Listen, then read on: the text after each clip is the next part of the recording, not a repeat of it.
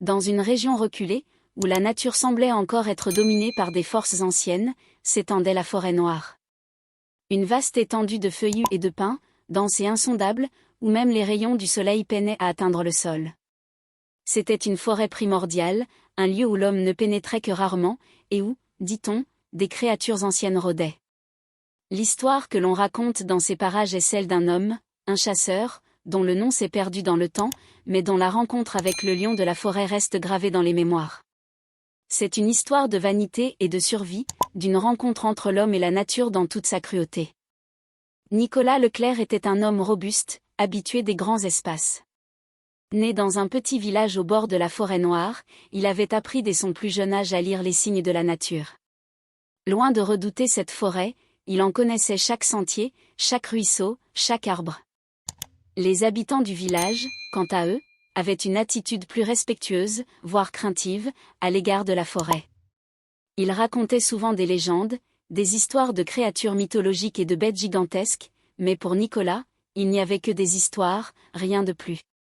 Un jour, un groupe de chasseurs du village parla d'un lion qui rôdait aux confins de la forêt, plus précisément dans les montagnes de l'Est. Ils prétendaient avoir vu des traces de griffes gigantesques et entendu des rugissements qui bouleversaient la quiétude des bois.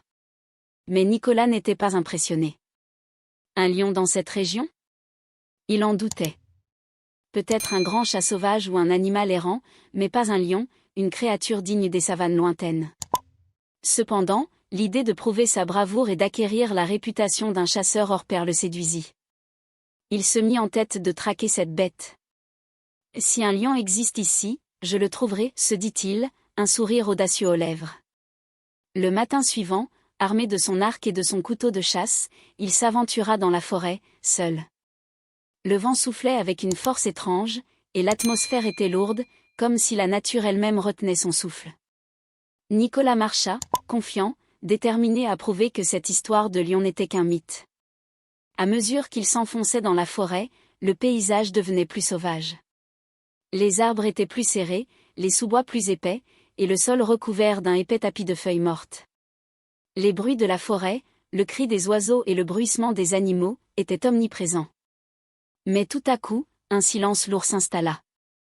Le vent cessa de souffler, et même les oiseaux semblaient s'être tus. Nicolas sentit un frisson courir le long de son échine. Il s'arrêta net, tendant l'oreille. Il avait l'impression d'être observé. Il jeta un coup d'œil autour de lui, mais ne vit rien. Seule la forêt semblait l'entourer.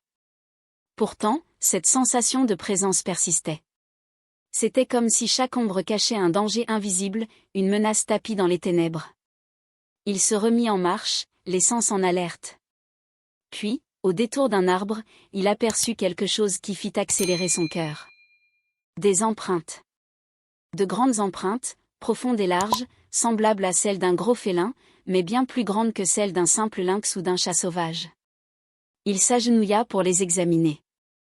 Elles étaient fraîches, encore humides de la rosée du matin. Le chasseur serra son arc, le tirant lentement pour le préparer à une éventuelle rencontre. Il suivit les traces, les suivant avec une concentration extrême. Le sol devenait plus meuble, les herbes plus hautes. L'air était plus lourd. Il s'enfonça encore plus profondément dans la forêt, ignorant les battements rapides de son propre cœur. Il était désormais loin de tout sentier battu. Soudain, il aperçut, entre les troncs d'arbres, un mouvement furtif. Un éclat doré. Nicolas se figea. Là, à quelques dizaines de mètres, il distingua une silhouette majestueuse, une crinière dorée qui se balançait lentement, et une paire d'yeux jaunes, perçants, qui l'observaient. Le lion. Le regard du prédateur croisa celui du chasseur. Un frisson d'angoisse traversa Nicolas, mais il tenta de rester calme. Il recula discrètement derrière un arbre, se cachant dans l'ombre. Le lion, impassible, ne bougea pas, mais son regard ne quittait pas l'homme. Un instant suspendu dans le temps. Le vent souffla à nouveau, brisant le silence pesant. Le lion se leva lentement, étendant ses puissantes pattes avant. Nicolas retint son souffle. Il savait que sa chance de s'échapper était mince. L'animal était immense, sa carrure impressionnante, et sa rapidité létale. Il devait agir vite. D'un geste rapide, il tira une flèche de son carquois, bandant son arc avec toute la force qu'il pouvait y mettre. Le lion s'élança soudainement, aussi rapide qu'un éclair. Nicolas lança sa flèche, mais celle-ci passa à côté, effleurant les poils de la bête. En un instant, le lion bondit. Le chasseur tenta de se protéger avec son couteau, mais il n'eut pas le temps. Le lion lui sauta dessus, attrapant son bras avec ses griffes acérées. Nicolas hurla de douleur, mais il n'eut pas le temps de réagir davantage. En un instant, la bête saisit son cou, et d'un mouvement puissant, il le sentit se briser. Tout autour de lui devint flou, comme si la réalité elle-même se déformait. Lorsque les villageois retrouvèrent plus tard le corps de Nicolas, il n'était plus qu'une silhouette inerte, couverte de blessures profondes, les traces de griffes et de dents omniprésentes. Les arbres autour étaient brisés, comme si un combat titanesque avait eu lieu. Mais il n'y avait pas de traces du lion. Les anciens racontèrent que le lion était un esprit de la forêt, une entité vieille comme le monde, qu'il ne fallait pas chercher à défier. Certains dirent que Nicolas avait été trop audacieux, qu'il avait voulu dominer la nature, mais la nature ne se soumettait à aucun homme. Et la forêt, éternelle et mystérieuse, continua de murmurer son nom.